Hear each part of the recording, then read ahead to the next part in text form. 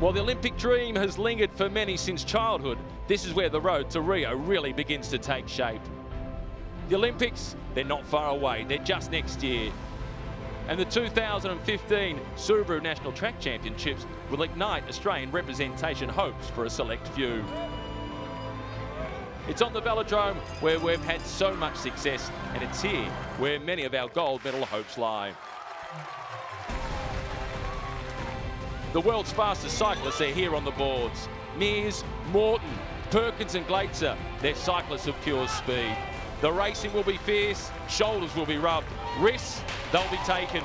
There might even be a few tears shed because the chance to be crowned Australian champion is up for grabs.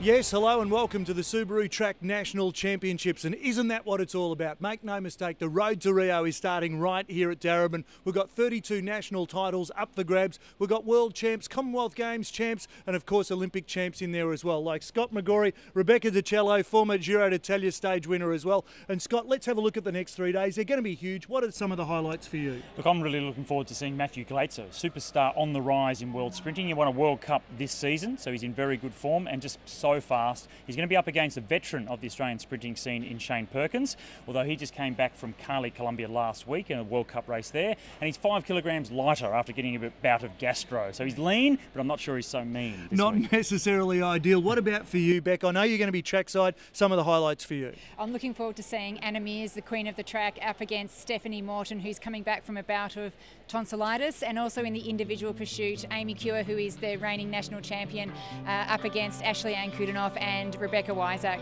Well, certainly good to see them out of the casualty ward. One man who is fighting fit is Jack Bobridge. He's going for the hour record.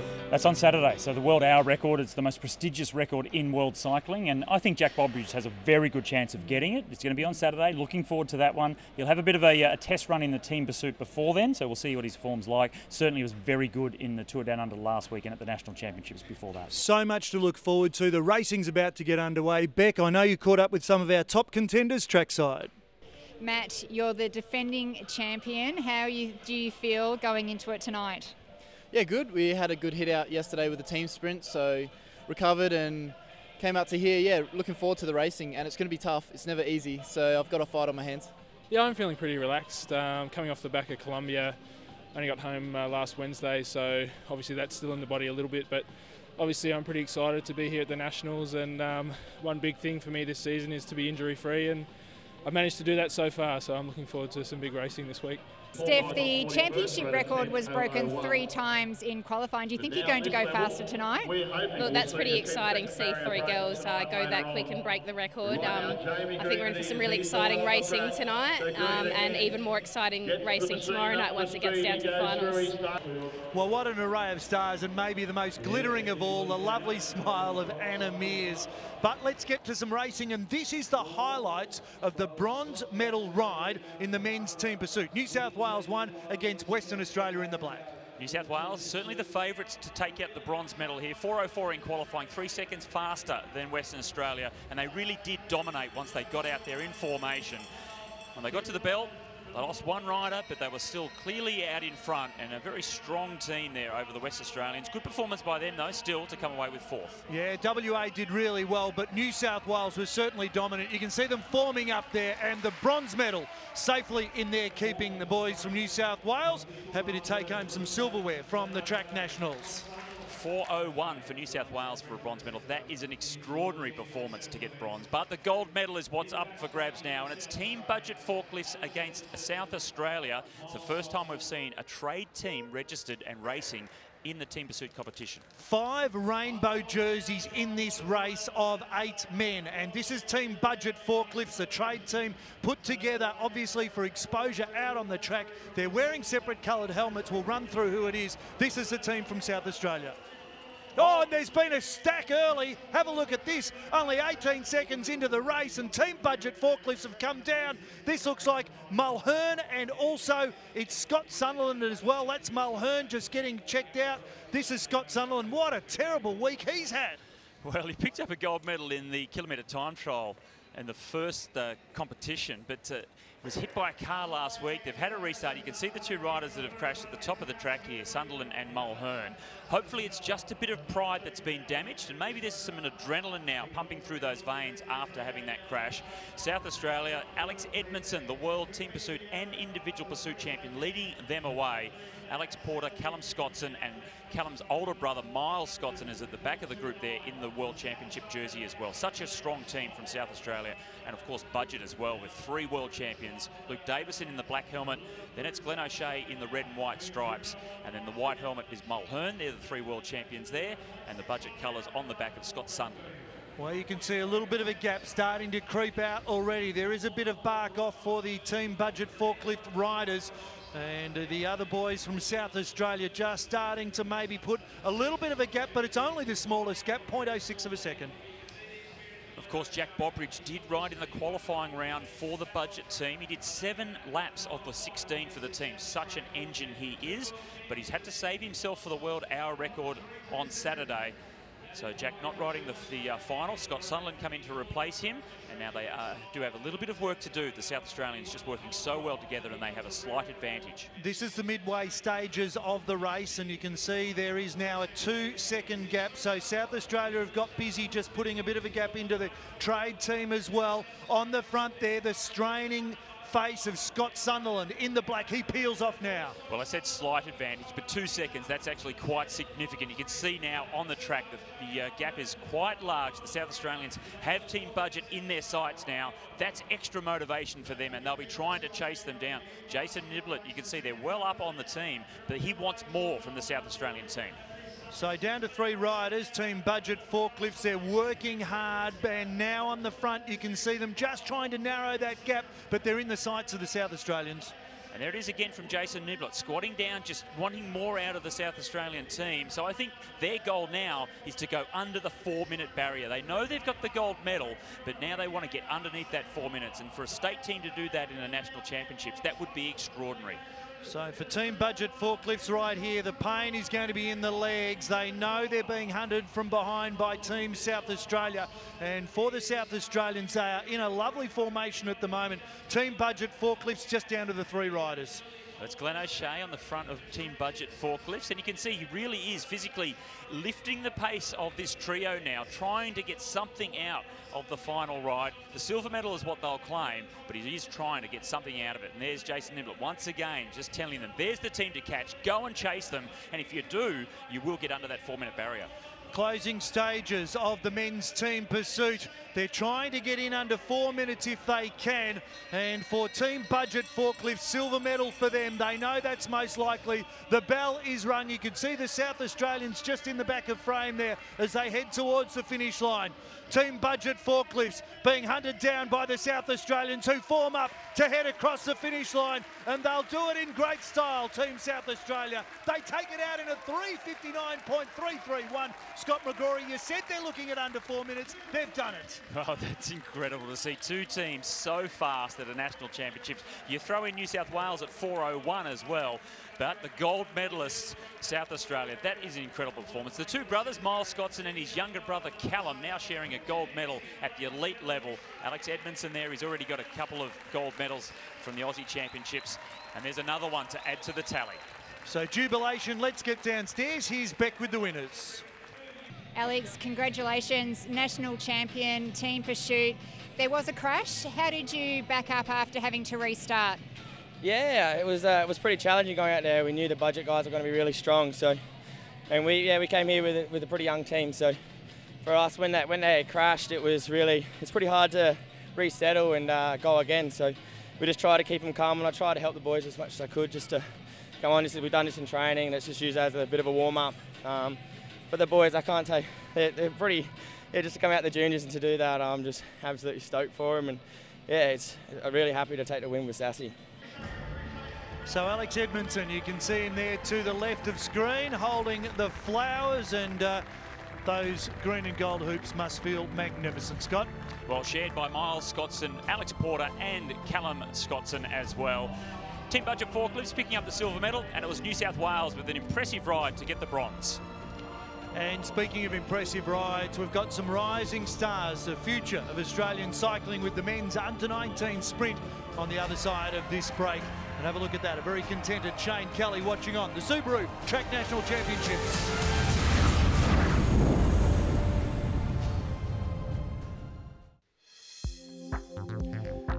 Welcome back to the Subaru Track National Championships. You're looking at the winners of the men's team pursuits. Incredible performance, Koza, by the South Australian team. All three teams on the podium, Budget Forklifts and New South Wales. Three teams riding very close to the 4-minute barrier. But the under-19 sprint competition, the young guns, the speedsters of the velodrome up next. And this is the semi-finals, the first heat, best of three, and the fastest qualifier and the favourite, Alex Radzikovic from South Australia. He's up against Chris Bryan from New South Wales.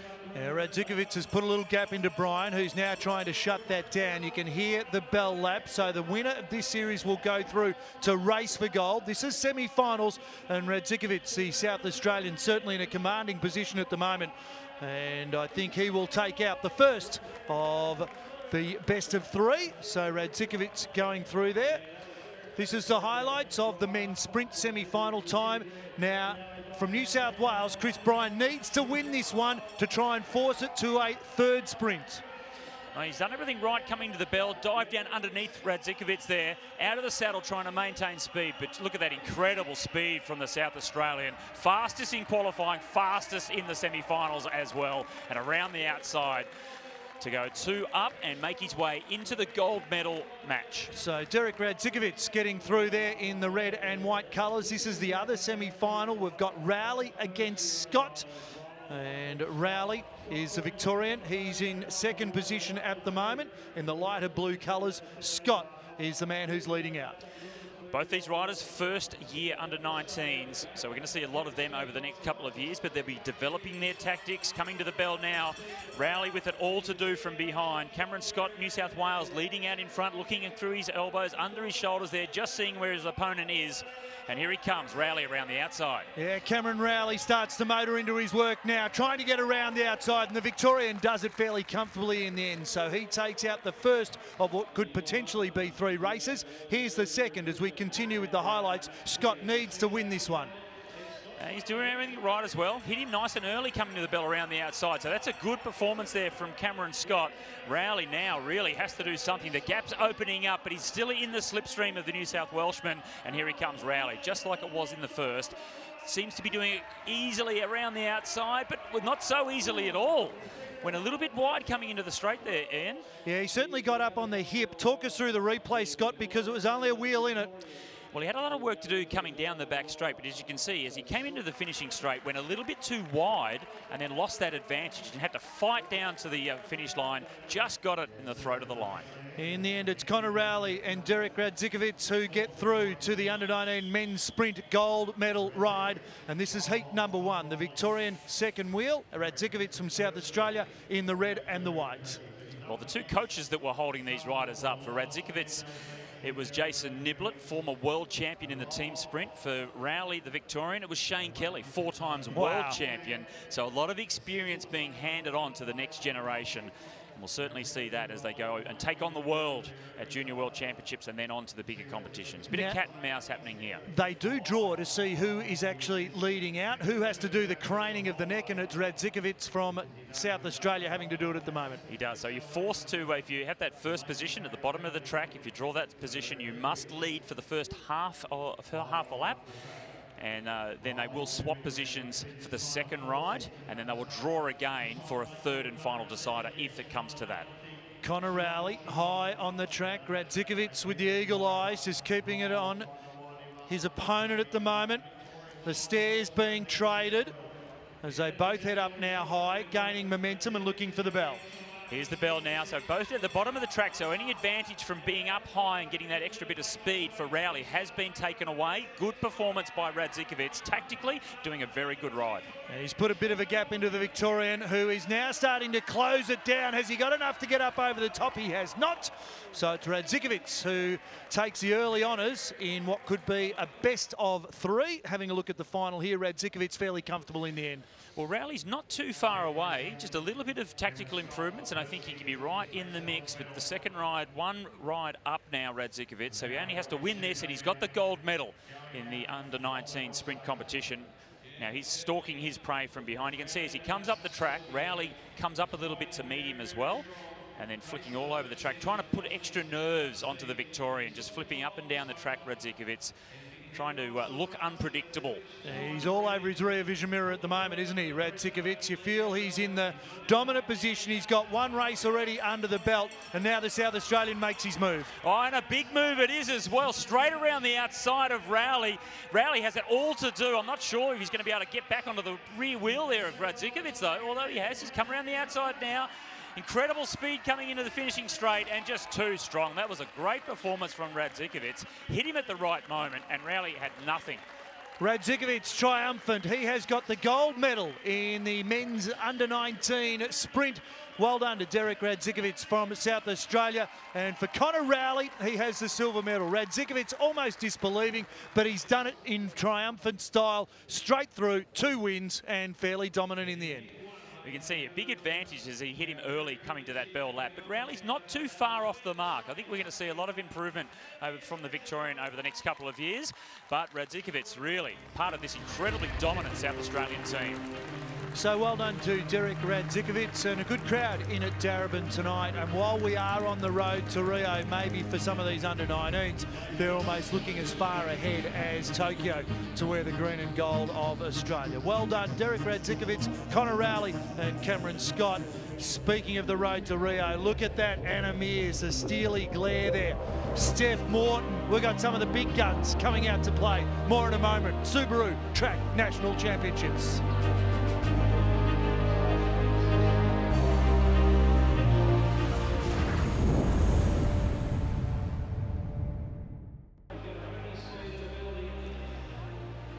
Welcome back to the 2015 Subaru Track National Championships. Preparations in the middle of the boards right now. Scott? Well, as we look back at the highlights from the elite women's sprint quarterfinals, best of 3 competition was Anna Mears up against Madison Jansen from Queensland. Mears the fastest qualifier in a championship record pace, but Steph Morton and Carly McCulloch were also very close to her. And in this first one, Jansen really had it all to do to try and get over the champ. Anna Mears, 31 national titles already, and now she's put herself in a position to have another go at maybe title number 32. So this is the highlights from the quarterfinals, and you can see here Anna Mears getting over the top of Jansen and just doing it in the end enough to establish the win. Just enough to save some energy for the next round and also not be disrespectful to her opponents. Big difference in speed. As you see the second of the quarterfinal heats, Ricky Belder against Steffi Morton. They train a lot together. They shared a gold medal in the team sprint at the national titles and now racing against each other. Steph Morton from the front, such a powerful rider in the first of the best of 3. And what a 24-month Steph Morton has had. She won Paralympic gold in London in 2012 and she won Commonwealth Games gold 2014. So she is zooming up the charts. And comfortably came through to win the first of the best of 3. So the first heat there quite comfortably to Steph Morton, the second fastest qualifier, the second heat this time around. And again, Steph Morton trying to go from the front, but Belder changing the tactics slightly, coming around the outside at the bell. But then that big powerful legs there of Steph Morton just mowing her down around the back straight and then comfortably cruising around the outside of her South Australian teammate. And that goes 2 up and she makes her way into the semi-finals as well. Yeah, Belder had to try something different, but in the end it was Morton who was triumphant. As we continue to move through the highlights of the women's sprint quarterfinals, Steph Morton there, the victor in the 2v7 heat number 2. This is heat 1 of 3v6. Carla McCulloch, Brianna Hargrave. Well, Carly McCulloch really coming back into the national program. Former world champion Sean Eadie holding her up there. So a lot of advice, such incredible talent in the coaching pool that we have here in Australia as well as the cyclists. So Carly McCulloch from New South Wales, the second position in the first heat. Brianna Hargrave from South Australia. Coming to the bell this time, McCulloch, you can just see that speed just cruising around the outside. and it was going to be very difficult for Hargrave to try and catch McCulloch. McCulloch was the third fastest qualifier, but very close to Mears and Morton in outright speed in qualifying. And you can see here, just too fast in the first heat up against Brianna Hargrave. Certainly too quick for Hargrave on that one, and once that emphatic move is made, all the momentum goes with that front rider. The elastic band gets snapped, and we can see the second heat now, and again McCulloch in position 1A. You can see Hargrave trying to do her best, but McCulloch in the end very, very comfortable getting through that quarterfinal. You can see the whole time looking under her shoulder as well, just to see if Hargrave was coming. And if she wasn't going to be coming around the outside, then she knew she could back it off a little bit, because there's still so much racing to come. The semi-finals is where she's going next.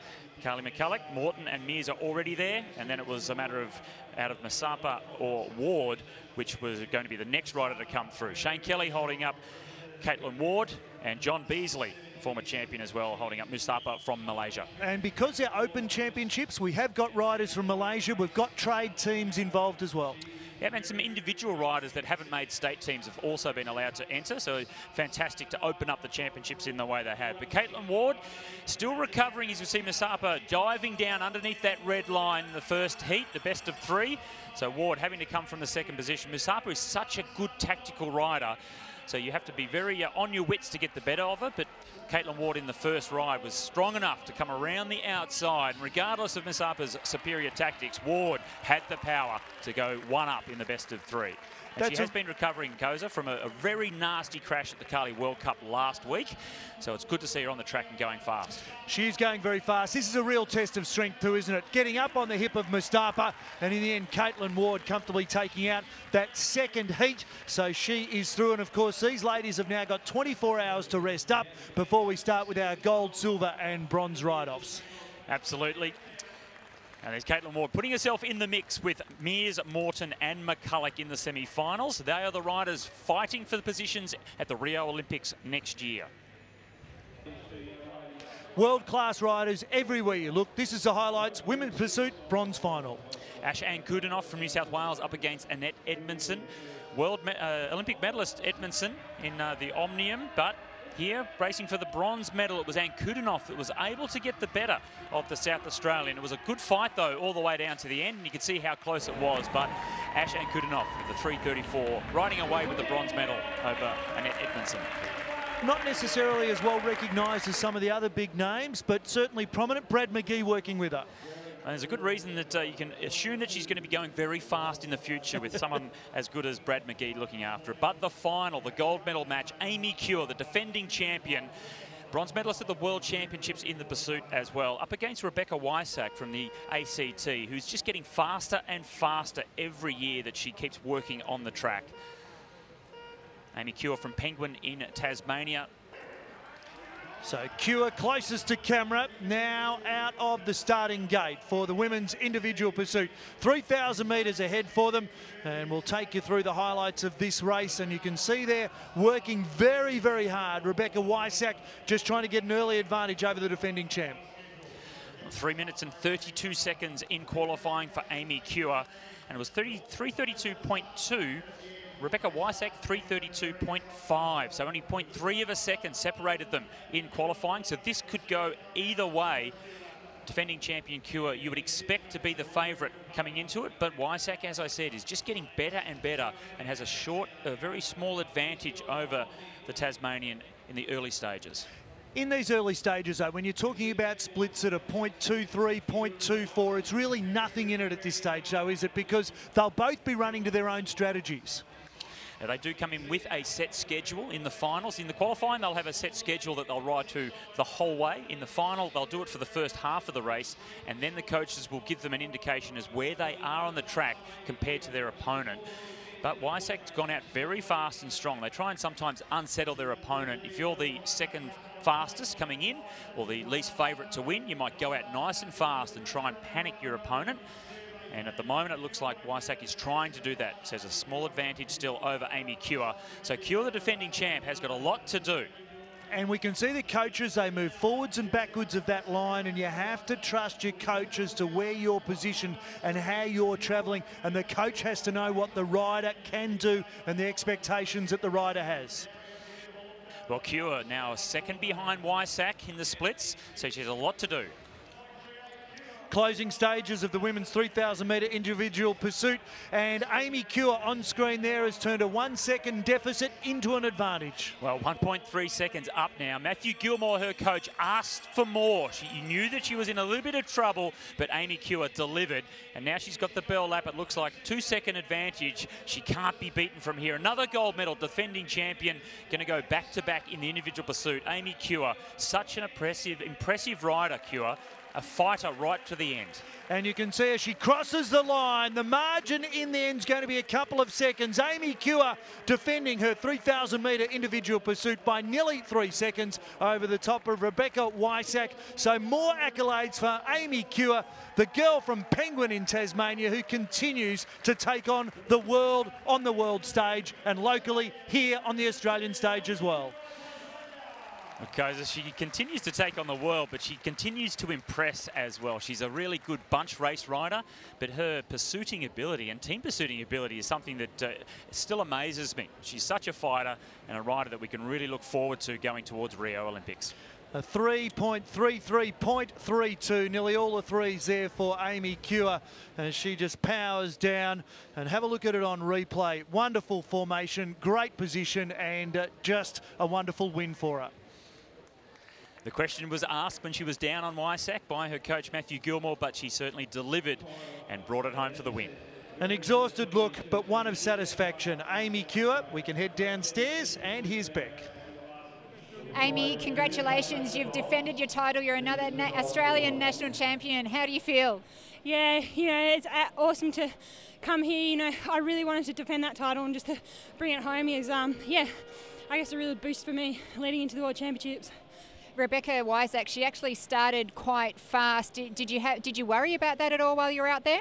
I wouldn't say really worried, but I knew from the qualifying I started off a bit slow, and I really needed to make sure I started a bit faster. But I went in there with the tactic. I know I'm not the quickest at the start, so my aim was not to stress if she was up a bit on me, just to try and really bring it home.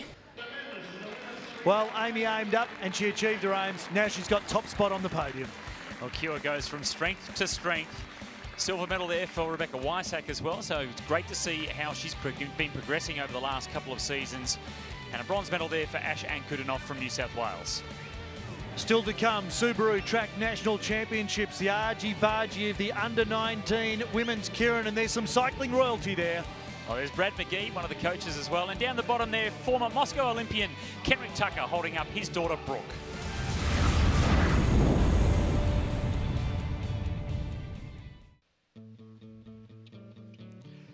Welcome back to the Subaru Track National Championships. We're often firing. There's Amy Cure, gold medalist, but she doesn't just get it done on the board. Scott? Oh, she's a great road cyclist as well, and a part of the Australian Team Pursuit program heading towards Rio. Time now to look ahead to the women's under-19 Kieran final. We've got McDonald, Mullaney, Quick, Tucker, Jackson, Buchanan and Christie, and some really prominent young guns in this one. Well, Tucker is the name that really stands out to any one of the, I guess, us old-timers, Koza, that knows cycling from a long time ago. Brooke Tucker, her father, Kenrick, Moscow Olympian. Here he is at the bottom of the track, pushing off the Queenslander. But the one to really look out for is Christie from Western Australia. She's been very fast over this summer, so she's the favourite coming into this event. And for those joining us for the first time, let's talk about the Kieran, because we've got the Derny on there already. Now you see the riders in behind the motorbike, so that'll stay out there and slowly pick up the speed over a number of laps. And then at 2.5 laps to go, the motorbike will come off the track. They'll be travelling at around 50 kilometres per hour when they let the riders go. And then it's just a mad dash to the line over those last 2.5 laps. And do you feel there's an advantage to be right behind the motorcycle as we can see our riders moving through? There's Tucker in the colours of Queensland, but is there an advantage to be behind, or would you rather see the field in front of you? Well, the absolute perfect position to be is in second position behind the motorbike and have the rider behind the bike when the bike comes off to actually just start really going very fast and basically give you a nice lead out. Rarely does that happen, and the riders that are further back down the line, they know they need to move up very quickly once that motorbike comes off. And that's what makes the Kieran so interesting, because there are so many tactics at play and they change at a split second, and you have to really think on the move. So the riders forming up behind the Kirin, which is increasing in pace all the time. And you'll see some gaps start to form. Riders obviously play their own games behind the Derny at this stage. That's Tarly Christie from Western Australia, the first rider behind the motorbike. And then Britt Jackson from Victoria in that position that I claim to be the best one, but riders will be trying to come from behind and get in the mix as soon as that bike comes off at 2.5 laps to go. Brooke Tucker from Queensland sitting in 3rd position. 3 riders from New South Wales, so we'll have to also look to see if they can get themselves involved in some team tactics. Very handy to have 3 riders out there from the one state, but then they also have to be willing to work together. And you can see now, as the bike's getting closer to come off, 2.5 laps to go now, and already the moves are starting to come from behind. It's a long way to go.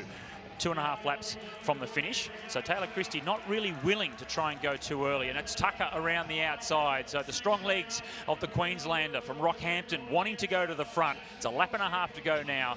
Christie in the prime position, in 2nd position from Western Australia. Brooke Tucker out in front. Second wheel, Tarley Christie, Mullaney, Bridget Mullaney from New South Wales also in the mix as they move into the final lap. But it might be the power of Christie. Tarley Christie now getting the legs in motion. Brooke Tucker needs to respond. I don't know that she can. WA will win. Tarley Christie, under 19 gold, and well done. Great ride. She timed to perfection, Scott. Well, very fast and powerful ride, but her tactics were also perfect. So great performance by the Western Australian. Brooke Tucker just going a little bit too early at 2 laps to go. Couldn't hang on all the way to the end, but still a performance worthy of a silver medal. And from New South Wales, Mullaney with the bronze, trying to come around the outside. But it was all Christie from WA. So congratulations, Tarley Christie, taking out her maiden under-19 national title on debut ahead of Tucker and Mullaney. Let's get downstairs with our winner. Fantastic ride, Australian champion. You were first behind the bike. Was that what your plan was? Yeah, definitely. It's always the plan to get like in first wheel. That's the optimum place to be. Yeah. And you came home just so quick. Yeah, I owe that to a lot of the prep that we've done for it, and my coaches encouraging me and motivating me and all that kind of stuff. Yeah. Congratulations. Thank you. Fantastic result. Tarley Christie from WA, that gold medal, who knows, could be the first of many. And on the podium there, Brooke Tucker from Queensland with the bronze going to Bridget Mullaney from New South Wales. Well, the gold and silver medalists are both first-year under-19 riders, so they'll get to do it all again next year, and no doubt they'll be names for the future. And time, Scott, to strap your helmet on. The men's under-19 scratch race is about to commence. They're rolling out right now. You're watching the Subaru Track National Championships.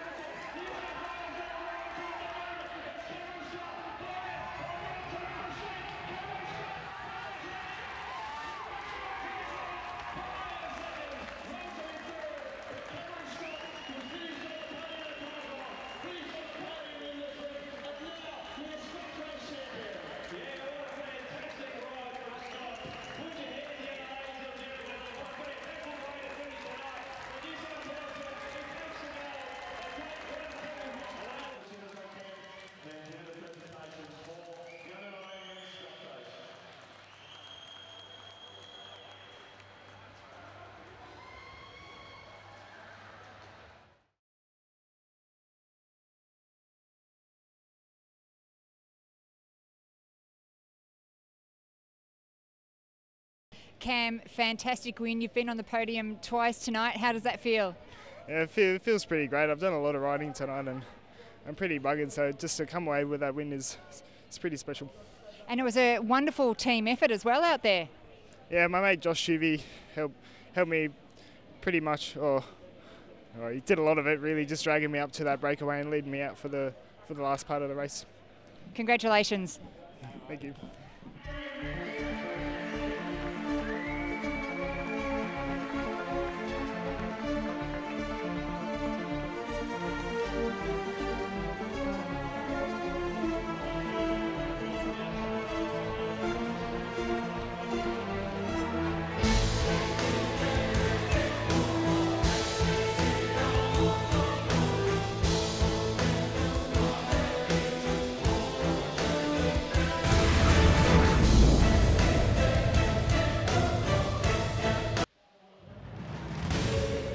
Welcome back to the Subaru Track National Championships. 2 times world champion Shane Perkins there, but it's Patrick Constable who is on the track. Just the highlights of the men's sprint qualifying, and Constable riding very fast. Not one of the big favourites coming into it, but certainly part of that successful South Australian program that is developing so many fast riders, both the endurance as well. He came across with a very fast time, 10.077, so almost getting under that magical 10-second barrier. He was the 3rd fastest qualifier. Then Peter Lewis from New South Wales, he's part of the national program. He came out onto the track and also posted a very fast time. Yeah, Lewis certainly rode very well to be in consideration. Of course, these riders now have another 24 hours before they'll be coming out to compete for gold as well. So Lewis with a 10.065. This is the highlights from the qualifying. And Matthew Glater, all eyes upon the South Australian. We were expecting something big from the big South Australian, and he certainly did deliver. He's been proven to be the fastest Australian over the last couple of seasons, and he was flying down the back straight. He really gets that big body going and rocking. They call him the big fish. Certainly looks like it once he gets flying. And when he hit the line, the first and only rider to go under 10 seconds with a 9.8. Incredibly fast time, and certainly the favourite to go all the way through to the gold medal. You see Shane Perkins, the former champ, a little bit off the mark down there in 6th. So it's all set for a great final. Well, what a fantastic night. We've certainly seen some terrific racing, and guys, it wouldn't be bike racing on the boards if there wasn't a couple of crashes as well. Oh, look, when you're not racing, it's great, isn't it? We like a good stacked team pursuit, the scratch race, the under-19s as well. Everybody is okay from my understanding, so that's a good thing. But for Scott Sunderland, he crashed in the team pursuit. It is quite embarrassing to crash in a team pursuit. I did it when I was a kid, not when I was a senior or an elite rider. But he also got hit by a car last week. So he should be buying a lottery ticket, I think. Yeah, his luck might have finally swung in. For you, Beck, what were the highlights for you tonight? Oh, look, I enjoyed watching the women's sprint, the qualifying, also the individual pursuit for the women as well, with Amy Cure winning that. So that was really exciting for me to see. And I know both of you have been talking to the competitors as well. What have you seen in their eyes after day one? Oh, look, Anna Mears, she's very, very focused. Steph Morton, she's looking very nice and relaxed and calm. And Amy Cure was as well. So when we spoke to her, they're listening to their music, they're just taking it easy, they're chilling out, just in their own zone, and no one around them as well. So just, yeah. It's bluff. It's all bluff. They try and pretend that it's all cruisy and relaxed, you know, and they're all friends. And look, they are good friends, but I'm really looking forward to seeing this rivalry between Steph Morton and Anna Mears keep developing. Steph got the better of her last year. We'll see if Anna can come back this time. And Carly McCulloch's back in the mix as well. Definitely. So, yeah, look, they're all friendly, but when they get on the track, that's going to change. Definitely. Well, that's one of the things about the national champs, isn't it? It's the world's best competing on their own backyard. A quick word to tomorrow, Beck. Amy Cure, she's the reigning points race world champion, so she'll be in action, and also to the women's team pursuit as well. They'll be in action as well. So, and they're all riding very, very well. So looking forward to that. And for you, Scoot? Men's points race comes out, so you know, I'm really looking forward to seeing the grimaces on the faces of the men. It's the most difficult race here for men and women, is the endurance events in the points race, and so that's a real tough one. We'll see some cramping in the legs and some really tough racing done. Well, we've already awarded some champions tonight. We've got more in store for you tomorrow, so join us again tomorrow for the Subaru Track National Championships.